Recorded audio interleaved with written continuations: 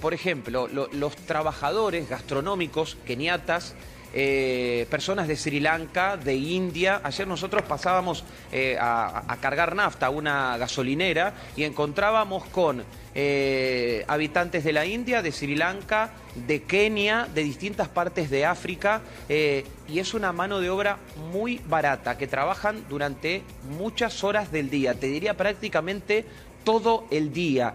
Y aquí se ha incrementado ese factor desde la construcción de muchos de los estadios que tendrán como partido inaugural el domingo el partido que les mencionaba. Pero después nosotros estamos en un lugar que se llama La Perla, es una península, es un lugar hermosísimo, es un lugar de yates, un lugar ostentoso, de edificios muy altos, de luces y de un lugar realmente sensacional como para pasear, es un polo gastronómico. Bueno, aquí hay unas rotondas que empiezan a encontrar banderas de México, de Estados Unidos, de Marruecos, de Argentina, de Brasil, algunos cánticos, ya personas sentadas, cenando, bueno, aquí pasada la 1 de la madrugada, y que empiezan a empezar a preguntarse de qué nacionalidad sos, se intercambian camisetas, algunos bocinazos. Es la primera vez, Gonzalo, que me sucede desde que llegamos, nosotros llegamos el lunes, y ya empieza a haber otro clima. Buenal. Arturo, ¿qué tal? ¿Cómo estás? Gusto en saludarte. En casi todos los... Hola, Juvenal. Hola, ¿qué tal? En casi todos los mundiales hay tendencias futbolísticas que en la previa, como están ustedes allá ahora, tal técnico dijo este va a ser el mundial de la posesión, otro dijo en este mundial va a ser la amplitud de juego, la intensidad va a ser fundamental. ¿Qué es lo que se habla ahora en esas pequeñas charlitas de café? Los técnicos son fuente constante de inspiración. Y después de eso, no sé, después de Brasil 2014, todos hablaron que la posesión era lo máximo en el mundo porque Alemania estaba ya arriba y todo eso. ¿Qué es lo que tú vislumbras que puede pasar en este mundial, post-mundial? ¿Cuál va a ser la tendencia de juego de los equipos? Bueno, Juvenal, es un punto muy interesante a analizar. A mí me tocó narrar la última Euro y fue la Euro de los laterales, de los futbolistas lanzados al ataque, de la sorpresa, del rigor físico. Aquí el factor del cansancio que vienen arrastrando los futbolistas en una temporada agotadora. Hasta estas horas se siguen jugando amistosos de aquellas selecciones que van a desembarcar en Qatar.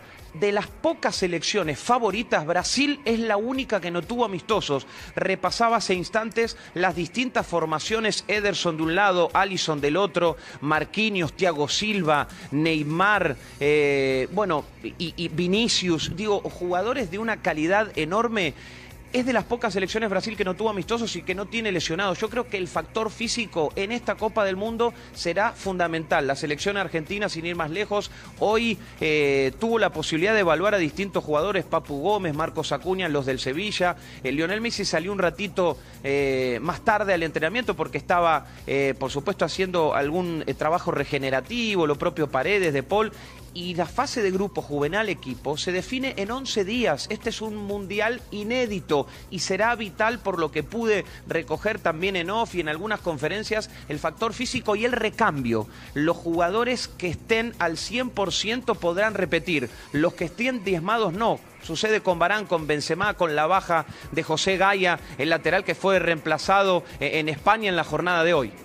Sí, fíjate, o en la jornada de ayer aquí en Doha. Fíjate que lo que tú comentas es muy cierto, porque después de Rusia, 2018, y la participación de los Blues con Didier Deschamps, ¿no es cierto?, desatado en esta suerte de equipos que están como adormecidos y salen rápido en contragolpe. Bueno, después, al menos en Sudamérica, muchos equipos participaron de aquello que es no entregar los espacios al rival, sino que comprimirse hacia su propia área y salir en velocidad. ¿Hay alguna cercanía que hayas tenido con la prensa francesa de aquello? ¿Cómo llega este equipo campeón de la última fase de mundiales? ¿Cómo llega el equipo de Deschamps, por ejemplo?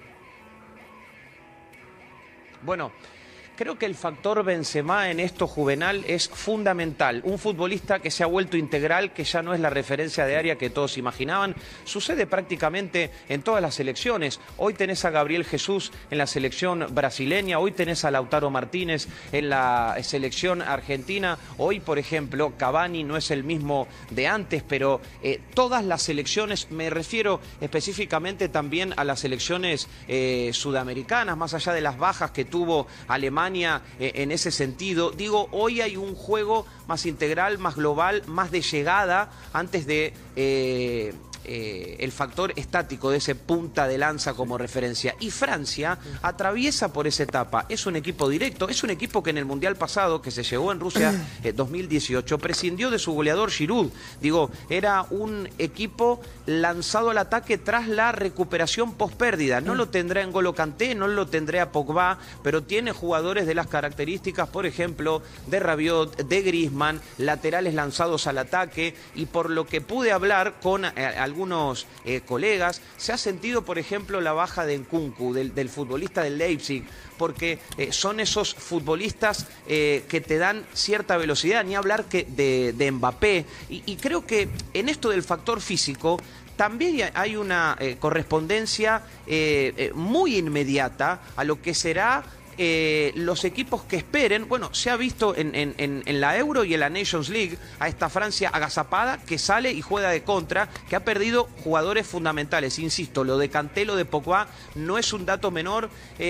Podemos hablar de una transición en cuanto a juventud de España, de Inglaterra. Inglaterra, sin lugar a dudas, que ha tenido la crítica de Gareth Southgate de poner jugadores muy jóvenes en la definición de tiros desde el punto penal en la pasada Euro frente a Italia. Italia le ganó por la experiencia a Inglaterra. Bueno, muchas selecciones van a atravesar por ese proceso y sin lugar a dudas que Francia está un escalón arriba. Lo han dicho varios de los jugadores de la selección argentina, incluso el propio Lionel Scaloni. Bueno, tenemos una pregunta más para Arturo, lo tenemos que ir despidiendo ya porque tiene obligaciones también con TNT Sport Argentina. Cristian. Sí, bueno, primero saludar a Arturo, Cristian por acá. Cortito, porque en el fondo hemos escuchado y conversado mucho sobre Brasil, candidato a la Copa del Mundo, Argentina, todo lo que pasó con Ecuador, pero pasa inadvertido, pero como que nadie habla de Uruguay, que tiene para mí una mitad de cancha maravillosa, con Bentancur, con Valverde, con Jordi de Arrascaeta en el Flamengo, con Núñez arriba y la dupla de siempre de Cavani con Suárez. ¿Qué pasa con Uruguay? ¿Cómo está Uruguay? Y también te quería preguntar por este imponderable que tuvo el arquero Sosa, que perdió un familiar y que tuvo que viajar. ¿Cómo se lo tomaron los uruguayos también en ese ámbito? Bueno, hablando de bajas por lesión o de jugadores condicionados, charlaba con colegas uruguayos que de a poco se van sumando aquí a Doha. Cavani, Godín, el propio de Arrascaeta, llegan tocados. Sebastián Sosa es un jugador que en el fútbol argentino perdió el puesto en Independiente con Milton Álvarez, un arquero que venía de las categorías inferiores, que no tuvo el mejor año, que Julio César Falcioni, el entrenador del equipo rojo, como se lo llama en la Argentina, decidió arriesgarlo cuando no estaba en un buen momento para que finalmente cumple el sueño de jugar su primera Copa del Mundo, pero tiene mucha experiencia, se ha sentido mucho.